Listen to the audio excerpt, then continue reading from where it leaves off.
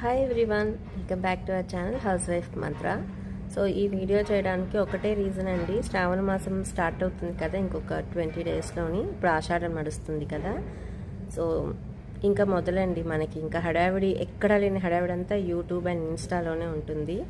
Famous serial ఆర్టిస్టులు కానీ, ఇన్ఫ్లుయెన్సర్లు కానీ, కొంచెం ఫేమస్ అయిన యూట్యూబర్లు కానీ, వాళ్ళు కొత్త చీరలు కట్టేసుకొని కొత్త కొత్త జ్యువెలరీ పెట్టేసుకొని పూజ అనేది ఒక హంగామాగా అయిపోయింది. ఇది ఇప్పుడు భక్తితో చేస్తున్నారో లేదో నాకు తెలియదు, బట్ వాళ్ళని చూసి చాలామంది ఇన్స్పైర్ అయిపోతున్నారు. లేనిపోని డాబులకి లేనిపోని ఖర్చులు పెడుతున్నారు.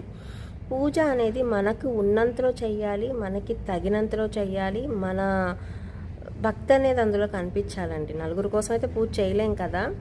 సో ప్లీజ్, ఇప్పుడు ఈ యూట్యూబర్లకు కానీ, ఇన్స్టాలో ఇన్ఫ్లుయెన్స్లకు కానీ, వాళ్ళకి వీళ్ళకి కొలాబరేషన్స్కి వస్తాయి చీరలు, పట్టు చీరలు కానీ, 1 గ్రామ్ గోల్డ్ కానీ, ఆఖరికి డెకో వాళ్ళు కానీ, ఆఖరికి నిజం చెప్పాలంటే అమ్మవారి పూజలో వాళ్ళు పెట్టే ప్రసాదం కూడా వాళ్ళు వండరు. అది కూడా ఇంట్లో పనోళ్ళో లేకపోతే దానికి కూడా మేబీ ఏదైనా కొలాబరేషన్ ఏముంటుందో కూడా నాకు తెలీదు. బట్ వాళ్ళు ఏది చెయ్యరండి. మనలాగా వాళ్ళు కథలు వండో చదువుకోరు. ఒక పంతుల్ని పెట్టుకుంటారు, వందల మందిని తాంబూలాలకు పిలుచుకుంటారు. ఓకే, సో మనం వాళ్ళని చూసి ఇన్స్పైర్ అయిపోతే మనం చేసేది పూజలా అనిపించదండి, ఇంకొకలాగా కనిపిస్తుంది. సో ప్లీజ్, వాళ్ళని వీళ్ళని చూసి మాత్రం ఇన్స్పైర్ అయిపోయి ఏదో చేసేయాలని మాత్రం అనుకోవద్దు. పూజ మీకోసం మాత్రమే చేసుకోండి. మంచిగా అమ్మవారి అనుగ్రహం కోసం చేసుకోండి. ఎక్కడా లేదండి ఈ పూజకి ఈ చీర కట్టాలి, ఈరోజు ఈ ప్రసాదం పెట్టాలని ఎక్కడా లేదు. కాబట్టి మనసుకు నచ్చినట్టు మీకున్న దానిలో హ్యాపీగా పూజ చేసుకోండి. ఎవరు కొట్టేరు తిట్టేరు, మనకున్న స్థాయిలో మనం పూజ చేస్తే. ఓకే, తర్వాత ఇంకొకటి రిటర్న్ గిఫ్ట్స్. ఆ రిటర్న్ గిఫ్ట్స్ ఎక్కడి నుంచి వచ్చిందోనండి. ఆ రిటర్న్ గిఫ్ట్స్ పిచ్ అనేది లిటరలీ నేను కూడా ఆ ఊబులోనే ఉన్నా. బట్ లక్కీలీ నాకు మహా అంటే ఒక 5 మంది, అంతకు మించి తాంబూలాలకి రారనమాట. నాకు ఇప్పుడు అది కూడా ఎందుకంటే ప్రతిసారి 5-6 గిఫ్ట్లకే నేను అంత ఆలోచించేస్తున్నప్పుడు, ఇప్పుడు మన ఇండియాలో ఎంతమందికి మనం తాంబూలం ఇస్తాం మన చుట్టుపక్కల వాళ్ళకంటే అదొక స్ట్రెస్.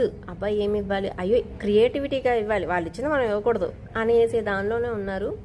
ప్లీజ్, చాలా ఈ మధ్య చాలా బట్టలు పిచ్చి, చాలా 1 గ్రామ్ పిచ్చి పెరిగిపోయిందండి. ఏది మంచిది కాదు. రూపాయి ఖర్చు పెట్టడం చాలా ఈజీ, బట్ అదే రూపాయిని సంపాదించడం కష్టమే, అదే రూపాయిని సేవింగ్ చేయడం కూడా కష్టమే. సో మనకు కష్టం వచ్చినప్పుడు ఈ పట్టు చీరలో లేకపోతే ఈ పిచ్చి చీరలో, ఈ పిచ్చి బంగారాలు అయితే సాయం చెయ్యవు. ప్లీజ్, మన స్థాయిని గుర్తుపెట్టుకొని అమ్మవారి అనుగ్రహం కోసం మనం భక్తితో పూజ చేయాలి. అంతే తప్ప వాళ్ళ కోసం వీళ్ళ కోసం చెయ్యొద్దు. ఫస్ట్ ఇన్ఫ్లుయెన్స్ అవ్వద్దు అంతే. ఇన్ఫ్లుయెన్సర్లను పెట్టేసుకున్నారు కదా అని వాళ్ళని చూసి ఇన్ఫ్లుయెన్స్ అయిపోతే మన ఇళ్లలో అన్నీ అప్పుల పాలైపోతాం అంతే. అందుకని చెప్పి ప్లీజ్, ఇన్ఫ్లుయెన్స్